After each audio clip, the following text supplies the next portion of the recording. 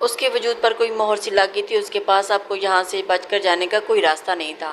شام ہالو کے گھر آنے سے پہلے وہ گھبرا کر اپنے کمرے میں آ گئی تھی اور اگلے دن خالہ اسے اپنے ساتھ بازار لے گئی اور ہالو گھر میں اکیلے ہی تھے۔ اس وجہ سے وہ گھر میں نہ رکی تھی۔ شام تک بازار میں ماری ماری پھرنے کے بعد جب وہ گھر آئی تو تھکاوٹ سے حیا کی کمر ٹوٹ رہی تھی۔ وہ بس اپنے کمرے میں جا کر سونا چاہتی تھی۔ خالہ سے اجازت لیتے وہ کمرے میں آئی اور دروازہ لاک کرتے ہوئے بری طرح سے گھبرا گئی تھی۔ لاک خراب ہو چکا تھا۔ کئی بار گھمانے کے باوجود بھی دروازہ لاک نہ ہوا۔ حیا کے قدموں تلے سے زمین نکل گئی تھی۔ صبح تک تو یہ لاک بالکل ٹھیک تھا، تو پھر اب یہ کیسے؟ وہ بار بار دروازہ کھول کر اور بند کر رہی تھی۔ جب یہ اس کی نگاہ سے باہر بیٹھے فیضان ہالو کی پڑی، حیا کو دیکھ کر پا کر اس نے مکروہ مسکراہٹ اس کی طرف اچھالی۔ حیا کی رگوں میں خون جم کر رہ گیا تھا۔ یہ حرکت ان کی تھی، اسے اچھی طرح سے پتہ چل گیا تھا۔ آج انہوں نے خالہ اور حیا کے غیر موجودگی کا فائدہ اٹھایا تھا، اور میرے خدا جانے عالم نے تم یہ سب کیوں کیا اور مجھے کیوں بھول گئے؟ اپنی سسکیاں دباتے وہی دروازے سے ہی نیچے لگ کر بیٹھ گئی تھی۔ رات کو نہ جانے کون سا پہر تھا جب اکڑی ہوئی کمر کے ساتھ وہ نیند میں ہی اٹھ کر بیڈ پر جا کر لیٹ گئی تھی۔ شدید تھکے ہونے کی وجہ سے خراب لاک والی بات اس کے ذہن سے ہی نکل چکی تھی۔ یہی وجہ تھی کہ رات کو جب فیضان دروازہ کھول کر اندر داخل ہوا تو وہ بری طرح سے گھبرا گئی، اور اب اسٹور روم میں بیٹھے بیٹھے حیا کی آنکھیں پتھرا گئی تھی۔ فجر کی اذان ہوئی تو وہ گہرا سانس لیتے ہوئے دروازہ کھول کر باہر نکل آئی۔ خالہ پابندی سے نماز پڑھا کرتی تھی۔ حیا نے جا کر انہیں جگایا اور خود بھی جائے نماز بچھا کر نماز ادا کرنے لگی۔ دعا کے لیے ہاتھ اٹھائے اور آنسو ایک بار پھر اس کی آنکھوں سے پھسلنے لگے تھے۔ خالہ میں جاب کرنا چاہتی ہوں، خالہ کے سامنے ناشتہ رکھتی ہوئی اس نے دھیمی سی آواز میں کہا تھا، تو وہ حیران آ گئی۔ تمہاری ساری ضرورتیں تو پوری ہو رہی ہیں بیٹا، پھر نوکری کیوں؟ کیا ضرورت ہے؟ حیا اپنے آنسو چھپا کر رہ گئی تھی۔ اب انہیں کیا بتاتی کہ وہ نوکری اس لیے تلاش کرنا چاہتی ہے تاکہ چپکے سے اس گھر کو چھوڑ کر کسی ہاسٹل میں شفٹ ہو جائے۔ اب وہ مزید اپنی عزت کو داؤ پر نہیں لگا سکتی تھی۔ خالہ کو بھلا کیا اعتراض ہو سکتا ہے؟ پریشانی تو حیا کی بس یہی تھی کہ ادھوری تعلیم کے ساتھ اسے کہاں نوکری ملے گی، اور اس کا خدشہ بالکل درست تھا۔ سارے ڈاکومنٹس لیے وہ صبح سے لے کر عصر تک سڑکوں پر ماری ماری پھرتی رہی، اور پھر کوئی اسکول آفس نہ تھا جہاں اس نے نوکری کے لیے اپلائی نہ کیا تھا۔ وہ گھر واپسی کے لیے رکشے میں بیٹھنا چاہ رہی تھی جبکہ ایک طرح دار سی لڑکی اس کے برابر آ کر کھڑی ہوئی۔ وہ بار بار موبائل پر وقت دیتے ہوئے زیر لب مسکرا رہی تھی اور بڑبڑا رہی تھی، انٹرویو ٹائم پر ختم ہو جائے گا اور نہ جانے یہ نوابزادہ ڈرائیور کہاں رہ گیا۔ وہ سامنے ریسٹورنٹ سے نکلی تھی۔ حیا نے ذرا نگاہ اٹھا کر اسے دیکھا۔ پینٹ شرٹ میں مربوط فیشن کے سارے جدید تقاضے اس نے پورے کر رکھے تھے، اور حیا نے ایک نظر اپنے سراپے پر ڈالی۔ سفید رنگ کا سادہ سا لباس جس کا دوپٹہ اس نے سلیقے سے سر پر اوڑھ رکھا تھا، اور بڑی بڑی سبز آنکھوں میں تھکان واضح نظر آ رہی تھی۔ لڑکی کے سامنے اوبر کی گاڑی آ کر رکی تو لڑکی نے اسے ایک دفعہ ایڈریس کنفرم کیا۔ وہ شہر کی ایک مایہ ناز کمپنی کا ایڈریس تھا۔ نام سنا تھا، لگ رہا تھا اگر وہاں کسی نوکری کی گنجائش ہے تو مجھے بھی وہاں جانا چاہیے۔ حیا نے سوچا، اور شاید وہاں نوکری مل جائے۔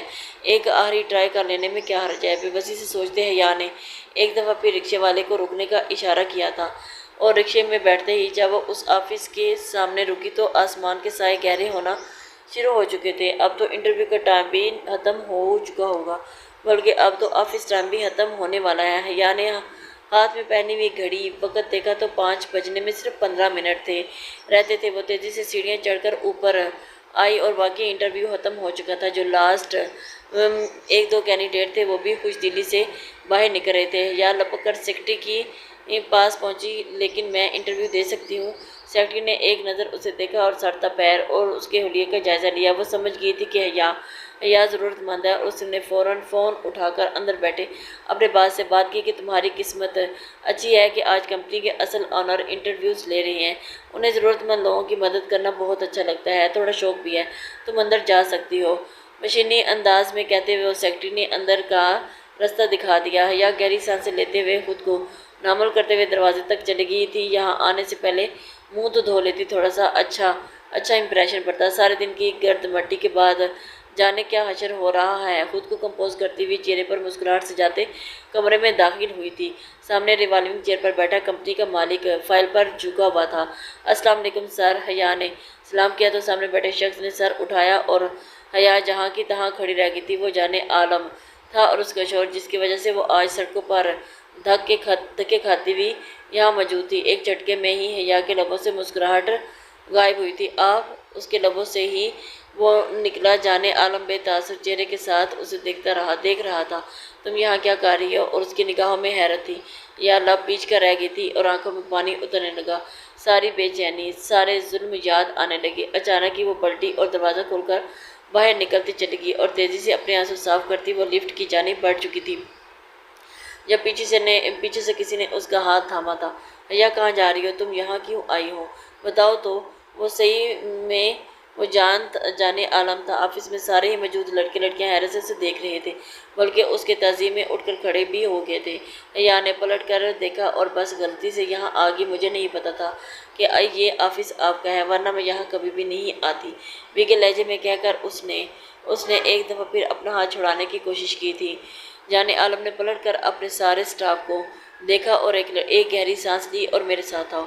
उसका हाथ थामते हुए वो सीढ़ियाँ उतरकर नीचे चला गया था। क्या हुआ है तुम्हें? या कोई परेशानी है? हाला ने बोला है नौकरी करने को, और नौकरी ढूंढती थी तो मुझे बता देती, मैं हर महीने वहाँ भिजवा दिया करता। और तुमको मेरे मरहूम चचा की बेटी हो। कंपनी से बाहर निकलते ही जाने आलम ने इंतहाई नामुल अंदाज में कहा था। हया ने सर उठाकर उसे देखा। वाकई अपने और हया के दरमियान मौजूद रिश्ते को भूल चुका था। लगता तो ऐसा ही है। हया अब बीच कर रह गई थी। अच्छा चलो ठीक है, अगर तुम्हें नौकरी की ज़रूरत है तो मेरे पास पर्सनल असिस्टेंट की वैकेंसी खाली है। आजकल इसी के इंटरव्यूज़ हो रहे हैं। तुम ज़हीन हो, ये नौकरी आसानी से कर लोगी। ऐसा करो, अभी घर चली जाओ, कल सुबह सुबह ऑफिस आ जाना। नरम लहजे में कहते हुए जाने आलम ने उस पर जैसे कोई एहसान किया था। हया लब बीच कर रह गई थी और एक नफरत भरी निगाह उस पर डालती तेज़ी से अपना हाथ छुड़ाकर सामने से गुजरते रिक्शे में बैठ गई थी। जाने आलम ने गहरी निगाहों से देखा था। वो मंजर से गायब हुई तो एक गहरी सांस जाने आलम के लबों से अदा हुई थी। पता नहीं तुम क्या चाहती हो हया? जेरे लब बड़ा था। वो वापस अपने ऑफिस की जानिब बढ़ गया था। हया घर में दाखिल हुई थी। उसकी हाला उसके लिए परेशान हो रही थी और वो उसका इंतज़ार कर रही थी। तो हालू फैजान घर आ चुके थे। हया को अपनी सांसें रुकती हुई महसूस हुई थी कि कोई जाए पनाह नहीं थी। हाला से तबीयत की खराबी का ही कहकर फ़ौरन ही अपने कमरे में चली आई थी। कुछ ही देर के बाद रात का सन्नाटा चारों तरफ जानिब फैल चुका था। हया का दिल ज़ोरों से धड़कने लगा। हाला अपने कमरे में जाकर सो चुकी थी और हया ने वो दरवाज़ा खोला और धड़कते दिल से बाहर झांका।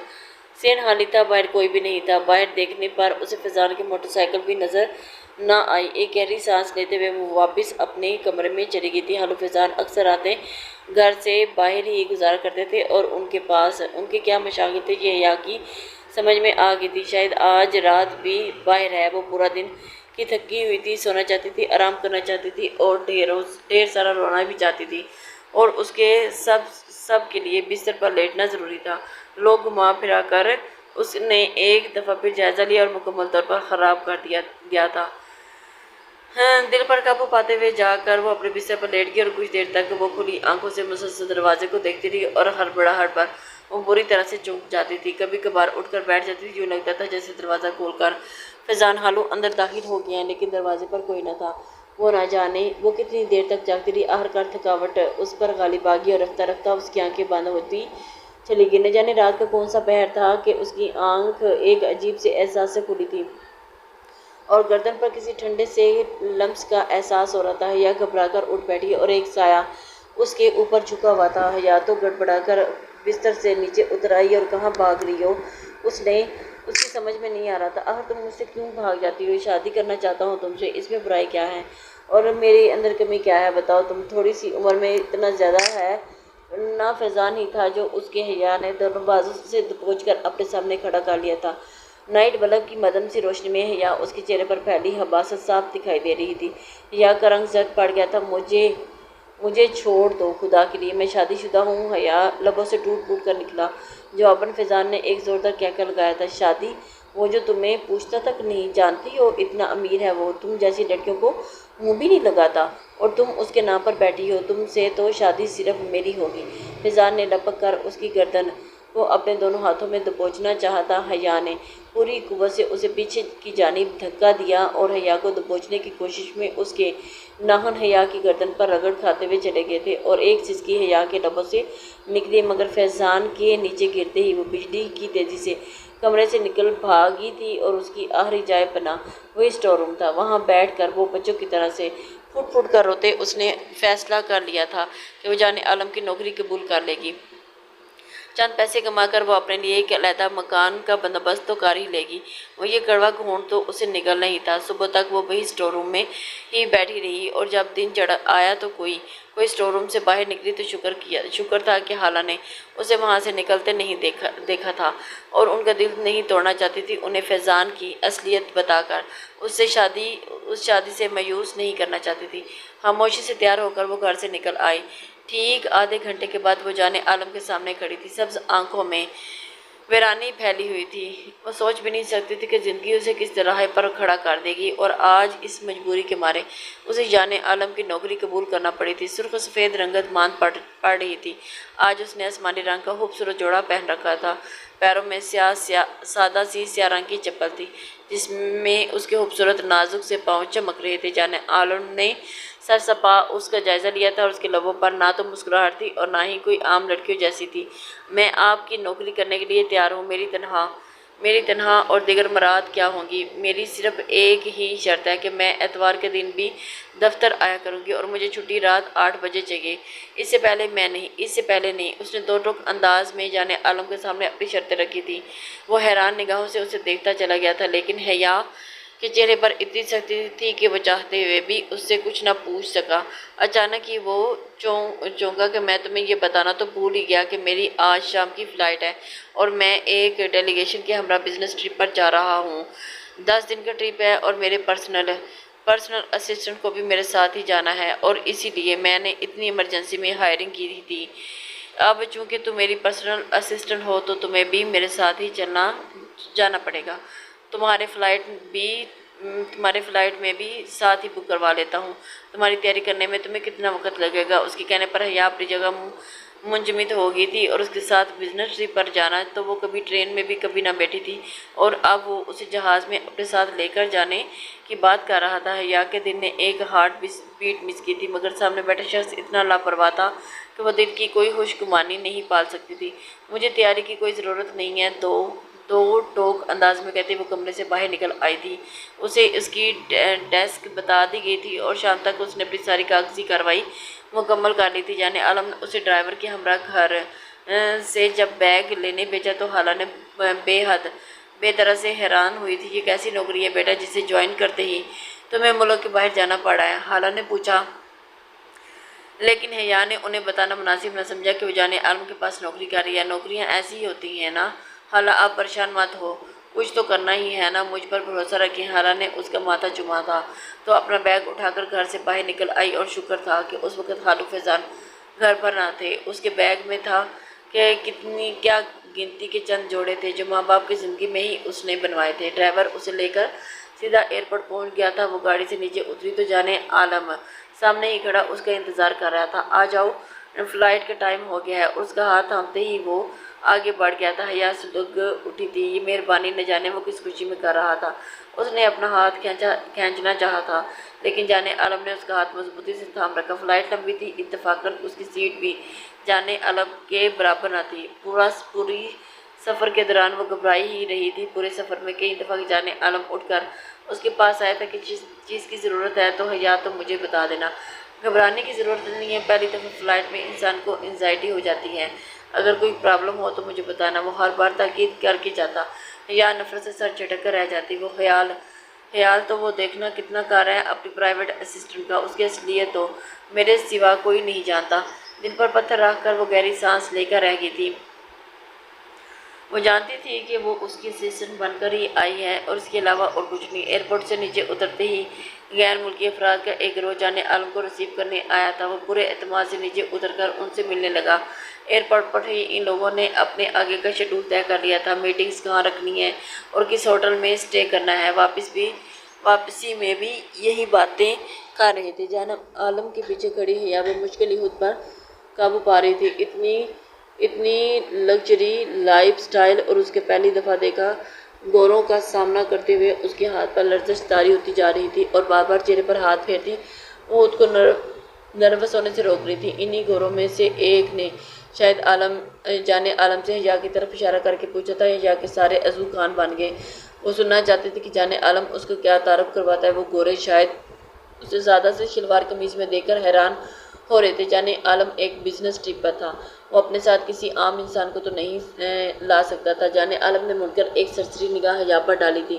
یہ میری پرسنل اسسٹنٹ ہے، میری سیلف کیئر کا خیال رکھیں گی، انگریزی میں جواب دیتے ہوئے جان عالم نے حیا کی سبکی سے دو چار کر دیا تھا۔ وہ ہوں کی گھونٹ پی کر رہ گئی تھی۔ چلو ابھی تو شام ہونے والی ہے، ہمارا سارا شیڈول کل سے طے شدہ ہے اور آج ہم صرف آرام کریں گے۔ حیا کو آگے چلنے کا اشارہ کرتے ہوئے اس نے سرسری انداز میں کہا تھا۔ ایئرپورٹ سے انہیں شاندار گاڑی نے پک کیا تھا اور ہوٹل کے کمروں میں پہلے ہی بکنگ تھی۔ حیا نے بے یقینی سے گاڑی سے باہر پیچھے کو بھاگتے مناظر دیکھ رہی تھی اور اس نے زندگی میں کبھی نہیں سوچا تھا کہ وہ بیرون ملک اتنے شاندار انداز میں پہنچے گی۔ اور ایک عالی شان ہوٹل کے سامنے گاڑی رکی تو ڈرائیور پیچھے کی طرف کا دروازہ کھولا۔ حیا اپنا ہینڈ بیگ سنبھالتے نیچے اتر آئی۔ جان عالم کے سوا اور کس کے ساتھ جانا ہے، کیا کرنا ہے، حیا کو تو اپنی ڈیوٹی تک کا نہیں پتا تھا۔ وہ سو خاموشی سے اس کے پیچھے چلتی گئی۔ کاؤنٹر پر رک کر اس نے کمرے کی چابی طلب کی۔ حیا کے دل میں مہم سی امید تھی کہ وہ شاید ایک بیوی کا درجہ دے، شاید وہ اسے اپنے اور حیا کے لیے ایک ہی کمرہ منتخب کرے، مگر اس کی امیدیں ساری دھڑام سے نیچے آ گری تھی جب جان عالم نے اس کے کمرے کی چابی اس کی طرف بڑھائی۔ یہ تمہارے کمرے کی چابی ہے، ہم دونوں کا کمرہ برابر میں ہی ہے، سو وقت پر سو جانا، کل صبح ہم اہم میٹنگ ہے۔ اسی تاکید کرتے ہوئے وہ آگے کی سمت بڑھ گیا تھا۔ حالی نگاہوں سے اسے آگے جاتا دیکھتی رہی اور سفر کی تھکاوٹ بہت زیادہ تھی اور کچھ دکھ بھی۔ جان عالم نے ایک نظر ڈالنا بھی گوارا نہ کیا کہ وہ خود ہی سنبھالتی اس کے پیچھے پیچھے چلی آئی تھی۔ اب تک وہ اپنے پرانے اعتماد کو بحال کر چکی تھی۔ چابی سے کمرے کا دروازہ کھولتے ہوئے وہ اندر داخل ہوئی۔ شاندار لگژری روم تھا، ایسا کمرہ اس نے زندگی میں پہلی دفعہ ہی دیکھا تھا۔ بڑی سی کھڑکی سے نیچے کا منظر صاف دکھائی دے رہا تھا اور کپڑے تبدیل کر کے وہ باتھ روم سے باہر نکلی تو روم سروس والا کھانا کمرے میں ہی دیکھ گیا تھا۔ حیا نے خاموشی سے کھانا کھایا اور بیڈ کے کنارے ٹیک لگا کر لیٹ گئی تھی اور اس نے سادہ سا سلیپنگ ڈریس پہن لیا تھا۔ لمبے بال اس نے کھلے چھوڑے رکھے تھے، سبز آنکھوں میں آنسو تھے۔ وہ بار بار اپنے لب کچل رہی تھی اور بیڈ سے ٹیک لگائے اسے نہ جانے کب نیند آ گئی تھی، اسے پتہ ہی نہ چلا۔ شاید اسے سوئے تھوڑی ہی دیر گزری تھی کہ اچانک دروازے پر دستک ہوئی تھی۔ دستک ایک بار ہوئی تو حیا نے نظر انداز کر دیا، مگر دوسری اور پھر تیسری دستک بار بار ہوئی تو وہ گھبرا کر اٹھ بیٹھی۔ پتہ نہیں اب کیا کرنا ہے۔ حیا نے جلدی سے دروازہ کھولا اور ساکت رہ گئی۔ دروازے کے باہر جان عالم کھڑی تھا، سیاہ رنگ کا لمبا سا کوٹ پہنے وہ سر پر ٹوپی جمائے وہ باہر جانے کے لیے مکمل تیار تھا۔ ارے یہ کیا، تم اٹلی میں آئی ہو کیا، سو گئی، گھومنا نہیں ہے کیا؟ اس کے چہرے پر نرمی تھی اور لبوں پر مسکراہٹ۔ حیا نے حیرت سے اسے دیکھا اور اپنے پرسنل اسسٹنٹ کو گھمانے کو کون لے کر آتا ہے، میٹنگ تو صبح ہے، نہ جانے تلخ لہجے میں کہا۔ جان عالم اسے دیکھ کر رہ گیا، چند سالنے کے بعد بے اختیار ہنسا تھا۔ اچھا چلو یہ پہن کر آؤ۔ اس کی طرف جان عالم نے کچھ بڑھایا۔ حیا نے دیکھا تو وہ ایک لیڈی اوور کوٹ تھا اور پوری تیاری کے ساتھ آیا تھا۔ حیا کے دل کو کچھ ہونے لگا اور آہستگی سے گرم اوور کوٹ پہنتے اس نے جان عالم کی دی ہوئی ٹوپی بھی سر پر پہن رکھی تھی۔ مجھے پتا تھا تمہیں سفر کا تجربہ نہیں اور اٹلی تم پہلی دفعہ آ رہی ہو، تمہیں نہیں پتا تھا کہ یہاں کا موسم کیسا ہے۔ اپنے بیگ کو چاہو تو سنبھال کر رکھ دو، میں تمہاری استعمال کی ساری چیزیں لے کر آیا ہوں، مسکراتے ہوئے لہجے میں کہتے ہوئے اس نے ہاتھ سے اسے آگے بڑھنے کا اشارہ کیا تھا۔ حیا نے بے یقینی نگاہوں سے اسے دیکھتی رہی تھی۔ کمرے سے باہر نکل آئی۔ ہوٹل کی طویل رازداری سے گزر کر وہ لوگ باہر سڑک پر آئے تو حیا کو حیرت کا ایک اور زوردار جھٹکا۔ اس نے بے اختیار سر اٹھا کر آسمان کی طرف دیکھا تو برف روئی کے چھوٹے چھوٹے گالوں کی صورت میں آسمان سے گرے تھے۔ سنو پال، اس کے لبوں سے بے اختیار نکلا۔ ہاں سنو پال، پہلی دفعہ دیکھ رہی ہو کیا؟ جان عالم نے حیرت سے حیا کو دیکھا تو ابھی تک شہزادہ آسمان کی جانب دیکھ رہی تھی اور پھر یہ اس موسم کی پہلی سنو پال تھی۔ آ جاؤ جان عالم، اس کی جانب اپنا ہاتھ بڑھایا تھا۔ حیا نے حیرت سے اس کی جانب دیکھا اور اس کے بڑے بڑے ہاتھوں کو دیکھا اور بے اختیار ہی اس کی آنکھوں میں آنسو آ گئے تھے۔ مجھے واپس چلنا چاہیے، میں یہاں ایک بزنس ٹرپ پر آئی ہوں، کل صبح میٹنگ ہے اور مجھے میٹنگ اٹینڈ کرنے کے لیے بلا لیجیے گا، اس کے علاوہ میرا آپ کی زندگی میں اور کوئی عمل دخل نہیں ہے، تلخ لہجے میں کہتے ہوئے وہ مڑنے ہی لگی تھی جب جان عالم نے اچانک اس کا ہاتھ تھام کر اسے اپنی طرف کھینچا تھا۔ کھینچنے کا اثر تھا کہ یہاں کیا مڑتے ہی حیا کا اوور کوٹ ذرا دائیں طرف کھسک گیا اور اس کی سفید گردن نمایاں ہوگی، اور تبھی جان عالم کی نگاہ اس کی گردن پر لگے ان 3 خراشوں پر پڑی۔ یہ کیا ہے؟ یہ کیسے نشان؟ اس نے بے اختیاری آگے ہو کر اس کی تینوں نشانوں کو انگلی سے چھپا تھا۔ حیا خود میں ہی سمٹ کر 2 قدم پیچھے ہوئی تھی۔ کچھ نہیں، یہ بس ایسے ہی۔ اس نے اوور کوٹ اپنی گردن کو چھپانا چاہا تھا، مگر جان عالم کی نگاہوں میں واضح برہمی اتر آئی تھی۔ نہیں، ایسے کیسے؟ صاف لگ رہا ہے کہ کسی نے تمہاری گردن پکڑنے کی کوشش کی تھی۔ کس نے کیا یہ سب؟ اس نے حیا کا ہاتھ تھامتے ہوئے دوبارہ ان نشانات کو غور سے دیکھا تھا۔ حیا کی آنکھوں میں پانی اترنے لگا تھا۔ میں کہہ رہی ہوں نا، چھوڑیں مجھے، بس کچھ نہیں۔ یہ بہت مشکل اپنے آنسو قابو پاتی ہوئی ضبط کے آخری مراحل میں تھی، جب جان عالم کے سامنے وہ کمزور نہیں پڑنا چاہتی تھی، لیکن اس سے پہلے کہ وہ بھاگتی، جان عالم نے اسے دونوں بازوؤں سے پکڑ کر عین اپنے مقابل کھڑا کر لیا تھا اور اسے پوچھنا چاہ رہا تھا، بتاؤ مجھے کس نے کیا؟ حیا کا ضبط جواب دے گیا تھا اور کئی مہینوں سے اکیلے لڑتے لڑتے تھک چکی تھی۔ اچانک ہی پھوٹ پھوٹ کر روتے اس نے جیسے ہتھیار ہی ڈال دیے تھے۔ جان عالم کے چہرے پر اسے روتے دیکھ کر حیرت پھیلی تھی۔ آہستگی سے اس نے حیا کو اپنے ساتھ لگا لیا۔ کیوں رو رہی ہو حیا؟ کیوں؟ مجھے پریشان کر رہی ہو، پلیز بتاؤ نا، بتاؤ تو صحیح نا، کیا ہوا تمہارے ساتھ؟ کسی خدشات کے تحت اس کا لہجہ آخر میں لرز سا گیا تھا۔ کیا فرق پڑتا ہے آپ کو میرے ساتھ؟ کیا سلوک کرے کوئی؟ یہ حالو فضال نے کیا، اس کے علاوہ یہ بہت کچھ کر چکے ہیں اور بہت کچھ کرنا چاہتے ہیں تھے۔ پتہ نہیں اللہ نے مجھے کیسے محفوظ رکھ دیا۔ یہ سب صرف اور صرف اس وجہ سے ہوا کیونکہ آپ نے مجھے لاپارسوں کی طرح چھوڑ دیا، اور آپ کو یاد نہیں کہ میں آپ کی بیوی ہوں۔ نکاح کیا تھا آپ نے مجھ سے، چاہے بچپن کا ہی نکاح صحیح، لیکن کوئی رشتہ تو ہے ہمارے درمیان۔ اگر آپ کو اس رشتے کو قائم نہیں رکھنا تھا تو ہم ختم کر دیں، پھر طلاق دے دیں مجھے، تاکہ میں سکون سے مر سکوں۔ آپ نے تو مجھے کہیں کا نہیں چھوڑا۔ اور اس کے سینے پر سے سر اٹھا کر اس نے آنسو بھری نگاہیں اٹھا کر جان عالم سے پوچھا تھا۔ وہ کنگ سا کھڑا رہ گیا تھا۔ کس نے کہا ہے یہ باقی باتیں؟ تو جیسے اس نے نظر انداز ہی کر دی۔ اس کا لہجہ آنچ لیتا ہوا تھا۔ حیا نے آنسو صاف کیے، کسی نے نہیں، انہیں مفت مال ہر کوئی ہضم کرنے کی کوشش کرتا ہے۔ اس نے پلٹنا چاہا، مگر جان عالم نے اسے ایک دفعہ پھر اپنی گرفت میں لیا تھا۔ ایسا مت کہو حیا، میں اس شخص کو زمین میں رہنے کے قابل نہیں چھوڑوں گا۔ اور تمہیں یہ کس نے کہہ دیا کہ میں تمہیں چھوڑا ہے؟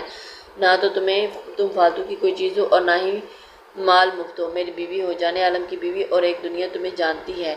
میں نے تمہیں تمہاری ماں کے باپ کے انتقال کے بعد ڈسٹرب کرنا مناسب نہیں سمجھا۔ مجھے لگا کہ تم اپنی خالہ کے ساتھ ان کے گھر جانا چاہتی ہو، اور تم نے کبھی مجھ سے ٹھیک طرح سے بات نہیں کی تھی۔ شاید ہمارے درمیان عمروں کا اتنا فرق تھا کہ تمہیں کبھی میں اچھا ہی نہیں لگا۔ تم صرف 20 سال کی ہو اور میں تم سے پورے 9 سال بڑا۔ تم بے حد حسین ہو اور میں تمہارے برابر کچھ بھی نہیں ہوں۔ اسی وجہ سے میں نے تمہیں کبھی ڈسٹرب کرنا مناسب نہیں سمجھا۔ مجھے لگا کہ تم مجھ سے بات کرو گی اور پھر میں تمہیں اپنے ساتھ رکھوں گا۔ کہتے تو لوگ مجھے بھی حسین ہی ہے، لیکن میں تمہارے سامنے اپنے آپ کو کچھ نہیں سمجھتا۔ صرف اسی لیے میں نے تمہاری جانب اپنے قدم نہیں بڑھائے۔ میں چاہتا تھا تم اپنی تعلیم مکمل کر لو، خالہ کے گھر رہتے کچھ عرصہ اپنے آپ کو ماں باپ کے انتقال کے صدمے سے باہر نکال لو، اور اس کے بعد پراپر طریقے سے ہماری رخصتی کروا سکوں۔ اور تمہیں تو یہ نہیں پتہ کہ میں نے رخصتی کے لیے حال بھی بک کروا لیا ہے، اور اب میرے والدین تو ہیں ہی نہیں جو خود آ کر رخصتی کی بات کرتے۔ مجھے خود ہی آنا تھا، انفیکٹ میں آیا بھی تھا، اور تمہارا یہی حال و فیضان اس نے مجھے گھر سے باہر ہی بھگا دیا۔ اس نے کہا کہ حیا ابھی فی الحال شادی کرنا نہیں چاہتی۔ مجھے لگا کہ شاید وہ ٹھیک کہہ رہا ہے۔ یہ تو آج مجھے پتہ چلا کہ اس کی نیت کیا تھی۔ جان عالم کے لہجے میں آخر میں تلخی اتر آئی۔ حیا نے بے یقینی کے عالم میں نگاہوں میں اسے دیکھا تھا۔ کیا سچ ایسا ہے؟ وہ جیسے سرگوشی کے عالم میں بولی تھی۔ جان عالم شاکی نگاہوں سے اس کی طرف دیکھا۔ تم مجھے اتنا برا سمجھتی ہو کہ میں اپنی منقوہہ کو بھول جاؤں؟ تم میری بیوی ہو حیا، بھلا میں تمہیں کیسے بھلا سکتا ہوں اور کسی اور کے سہارے کیسے چھوڑ دوں گا؟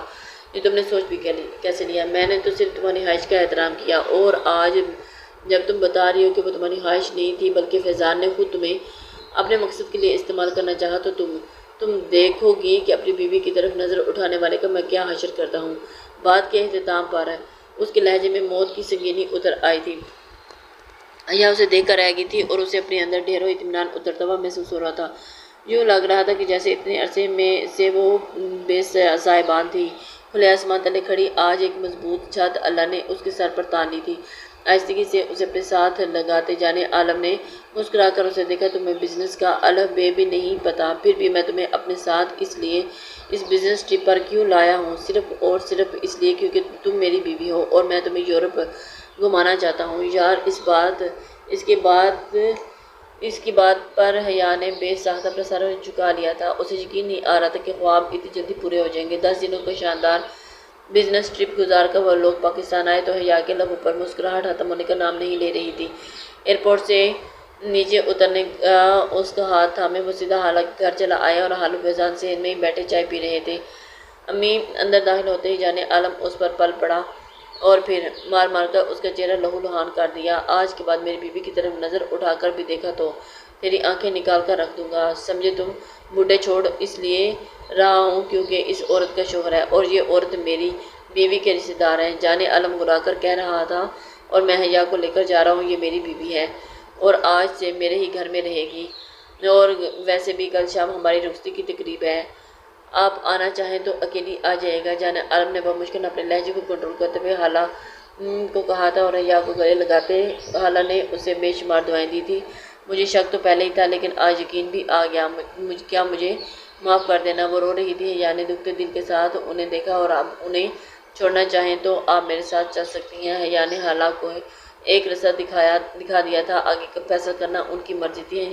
جانے عالم کا ہاتھ تھام کر حالہ کے گھر سے باہر نکلتے اس کے لبوں پر ایک پرسکون مسکراہٹ تھی۔ چلیں اپنے گھر، وہ اس کی جانب دیکھتے ہوئے اس کی اعتماد سے دیکھا تھا، پورے اعتماد انداز میں مسکراتے ہوئے اس نے گاڑی میں بیٹھ کی تھی۔ جانے عالم فرنٹ سیٹ پر بیٹھ کر گاڑی کو اپنے گھر کے راستے پر ڈال دیا تھا۔ لسنرز، امید کرتی ہوں کہ آپ کو آج کا ناول پسند آئے گا۔ اپنے کمنٹس لائک اور شیئر کر دیا کریں، اس سے ہماری